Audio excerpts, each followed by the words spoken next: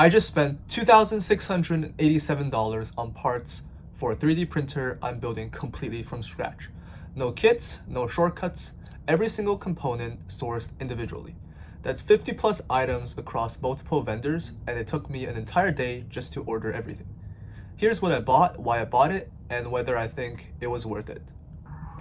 Quick context if you missed the first video. I'm building a Voron 2.4, which is a CoreXY printer designed by a community of engineers, completely open source. No one sells you the whole thing. You source it yourself, build it yourself, and tune it yourself. That is exactly why I bought it. I want to understand how the machine works, not just to use it. So here are the most important purchases. So the first part is the frame and motion components. The foundation of the whole printer is the aluminum extrusion frame, the linear rails, and the motors. I sourced these from 3D Lab Tech. Yes, they are more expensive than AliExpress, but the Voron community is very clear that cheap rails cause problems down the line. Binding, inconsistent motion, failed prints. So this is not a place to cut corners. The second is the toolhead, which I use the EBB SB2209 USB. This is one of the decisions I spent the most time on. The toolhead is the brain at the end of the printhead. It controls the extruder, the fans, the probe, all of it. So I went with the EBB SB2209 over USB instead of CAN bus. The reason is simple wiring. USB is one cable from the toolhead back to the main board. No CAN adapter needed. So for the first build, simpler is better. And I can always upgrade later. The third part is the Hotend, which is where filaments actually melt. And I went with the Phaetus Dragon UHF, which stands for ultra high flow rate. The high flow rate version is the perfect fit for this build, but it is out of stock everywhere and I cannot find it, so I had to go with the ultra high flow rate. It is an overkill for the first build, but since I'm planning to print drone frames and rocket components, I need a Hotend that can handle it. So the fourth part is the printed forward program. So here's something most people building a Voron don't know about. You need printed parts to build the printer. The frame, the toolhead mount, the electronics bay, all of it needs to be 3D printed. However, since I don't have a 3D printer yet, I cannot print them. So this is where the program comes in.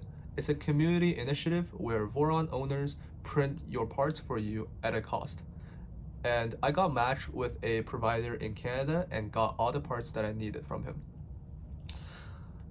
And the last part is how I decided to buy all of my things. So not everything needs to be premium. My strategy was simple. Anything that directly affects print quality gets resourced from a reputable vendor like 3D Lab Tech or Amazon. But everything else, like the bolts, the wiring, the panel clips, fans, all that, comes from AliExpress. So that is how I kept the cost at roughly $2,700 instead of $4,000 plus. So I know where quality matters and be cheap everywhere else.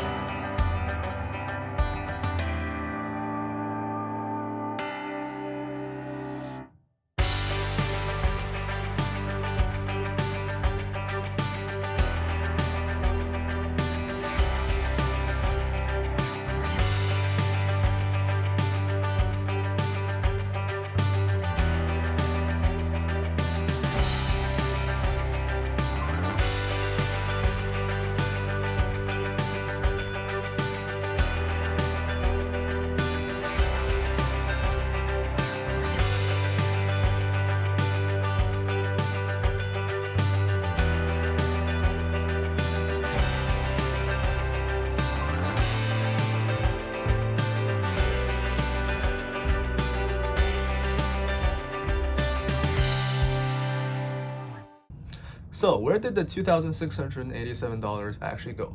So roughly $930 went to 3D Lab Tech, which is the frames, the rails, and the motors. $165 went to the 3D printed parts from the printed forward program. I spent roughly $722 on Amazon, which is like all the electronics and the power supplies and all of that.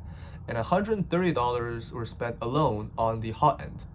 And then $740 on AliExpress, which includes all the nuts and bolts and everything else.